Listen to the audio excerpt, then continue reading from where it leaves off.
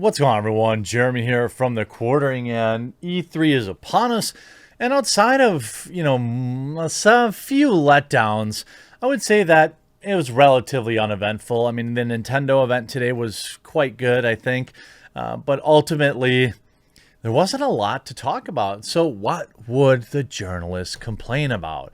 Because that's what they do. They don't actually like video games. They don't like gamers. They don't like their jobs. They all wish desperately that they would be able to be reporting on world news and not video game news. And it's painfully obvious in every article they write and every tweet they tweet and every reply they make in the comment section. So what would be this year's mystery thing to complain about? We'll get right into it after a brief word from this amazing video sponsor, Sheath. Huge shout out to this video's sponsor, Sheath. Look, it's been about 95 degrees for 2 weeks straight here in Wisconsin, and I've never been more thankful to have Sheath keeping my, a little cooler. Sheath has 3 individual compartments to keep everything down there separate, cool, and comfortable. And I can tell you, it absolutely works. This coming from a guy who used to have a fan right below this desk blowing directly at the warm zone to stay cool throughout the day. No longer required. They were invented by a U.S. Army soldier who came up with the idea for Sheath during his second tour in Iraq, where it was hot as heck and his boys needed to breathe. Look, I know it's not something most guys think about, but maybe for some of the females out there with guys in their lives, or guys who are ready to think about it, give Sheath a try and you can save 20% off by using the link in my description or pinned comment below. I guarantee you'll love them. Now, what would it be? What would Kotaku complain about? Well, of course, it's the chat. Chat is notoriously an unpredictable thing. Sometimes it can do amazing things. Sometimes it can get extraordinarily toxic.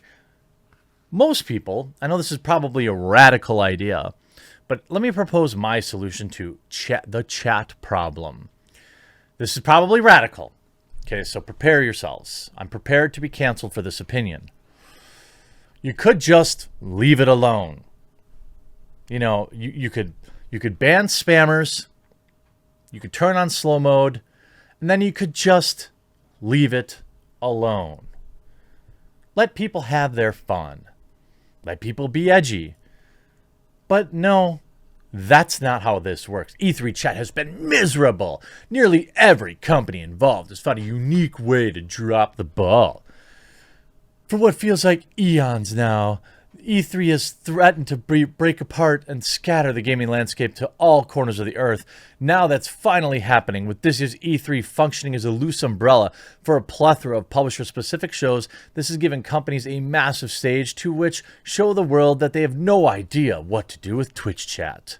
Again, here's an IGN reporter. Where is this link? I thought I had it. Where are you, IGN link? Well, there was an IGN link of a reporter whining, telling chat to be better. Listen, chat. You've got to be better. Everybody knows you've got to be better. In fact, I do have the link down here. Just a moment. Screw it. We'll do it live. Here it is. The power of soy. Let's listen to IGN whine about the chat. The gaming community needs to be better about building the community it's in. Yes. And I can't agree with that enough. If you know anything shocking about Greg Miller and Kind of Funny, being better is a big part of what we always talk about. It's be better to each other and don't be a jerk. And I know right now on our very own Twitch page right here, a bunch of people are being jerks. And everybody who's a good person, which is the majority of gamers, need to step up, ladies and gentlemen, and of course show that the positive outshines the negative. That's my rant. Good. Yeah, that's right. It's your job to police mean comments. Here you can see Heels vs. Baby. It's moronic statements like this that just goad people into being a jerk to make this soy-based entity make them mad. Who the F is Greg Miller to preach to people? People got to learn when to shut off and just present. I mean, what? Be better, gamers. Despite ample resources and long-standing conventional wisdom surrounding large Twitch chat's tendency to turn toxic if it's not properly moderated, publishers Twitch and E3 have all managed to mishandle Twitch chat. Things got off particularly to an egregious start on Saturday with Ubisoft's conference, which opened with a lengthy pre-show. During this pre-show, there was a segment about gamers with disabilities. Chat was not kind. Oh! 13-year-olds sitting at home were mean on the internet. Oh my lord, what can we do about this? To make things worse, though, people were being ableist and racist. Dominic Evans, a streamer who consults for Hollywood on disability and LGBTQ issues, totally a job that's required on this planet, said on Twitter, "A friend who is black and deaf was signing about Ubisoft's commitment to accessibility, and people are saying things like, is he deaf because of a gang fight? Come on. Are you really gonna... Are we this soft? Are we this soft?" They also said sign language was gang signs. I think this is like teenagers wrote this. Are we really going to moralize about what anonymous teenagers write on the internet? Is that something we really need to have a meltdown about? Perhaps as a result of this, or possibly the start of a premeditated plan, Ubisoft ended up basically disabling chat during the actual show. On Twitch, it activated subscriber-only mode, so anybody who hadn't paid money to subscribe couldn't chime in. On YouTube, it removed the chat functionality altogether. That's a great thing to do. I mean, who doesn't love being censored? I mean, it definitely makes me want to give large sums of my hard-earned money to a corporation. I love it. Other publishers, like Square Enix, found themselves confronted with chaos and spam. Ultimately decided to take away the chat's ability to use words by activating emote-only mode midway through the stream. Over the weekend, Jeff Keighley's The Game Awards channel, which had been co-streaming events as part of the Summer Game Fest, attempted to rein in its own unruly chat in a similar way, only to fail. It activated subscriber-only mode, but whoever was running the channel neglected to turn off a feature called Channel Points, which allows viewers to briefly pass the sub-only wall by spending points they accrue by watching a stream. As a result, even with restrictions in place, chat remained a cesspit of spam, with walls of words obliterating nearly all discussion. Oh, the humanity. Oh, how would anybody get through this tough day? Continuing with a long-running theme, Twitch also has done a poor job managing its own chat, with a small moderation staff failing to quickly delete, for example, inappropriate comments about female presenters, weight, and other remarks at their expense. Yes, no jokes allowed.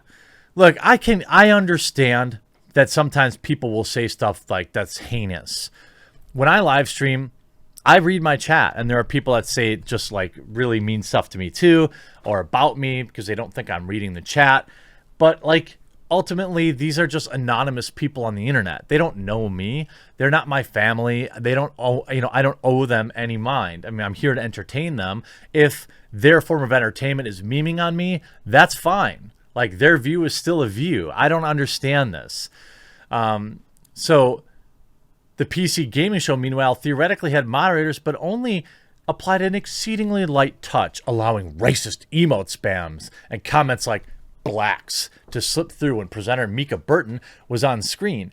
Later, they also failed to prevent a giant, largely unrelated yell-off between viewers who are opposed to police and back the blue crowd. BLM and Antifa are bad. Okay. Is just one of the many comments that got through without being moderated until the damage was already done. This entire piece is a complete whine fest for more moderation and more censorship. Maybe if you didn't politicize all your video games, people wouldn't have this kind of stuff on their minds. I mean, I can't say for sure. The worst offender, though, was probably the official E3 channel, which clears the incredibly low bar of having an active moderation staff instead of panicking and trying to disable chat entirely, but has dropped the ball in basically every other area. There's also no listed chat rules, despite near constant audience sizes of 100,000 people. The main E3 channel has not even restricted chat to follower-only mode. While nowhere near as severe as sub-only, it would have at least cut down on the chaos a little. I mean, this is what? Chat reacts similarly when anybody of a marginalized background appears. At one point yesterday, a streamer of Asian descent was on screen, leading to comments like Rona. There have been unprompted drive-by arguments about China, Taiwan, and Hong Kong. Well, maybe if Blizzard and them didn't inject that into the conversation of gaming community, maybe it wouldn't be on their mind. And mean comments about Chinese people, more generalized statements like, I hate minorities. I'm sure that this totally wasn't some anonymous 12-year-old being dumb on chat. It's also funny that, you know, for someone who says the chat was completely, you know, unmanageable and completely unworkable, you seem to have pulled tons of examples, tons of very specific comments. I thought chat was, you know, not workable, that you couldn't understand anything. During today's Take-Two diversity panel, E3 channel immediately erupted into awful comments about people, and the E3 moderators mercifully set chat to emote-only mode. Chat spent the rest of the time spamming emotes meant to signal boredom, disagreement, and cringe. Oh, who could have possibly foreseen that? I mean, who doesn't want to tune in to a video game conference and watch a 30-minute panel about diversity and inclusion? I mean, how terrible would they have to have been bored from that? What monsters. How terrible would they have had to been about that? What absolute monsters. I say ban all chat, ban all speech. I mean, that's what they want anyway. Hope you enjoyed this video. We'll talk to you again real soon.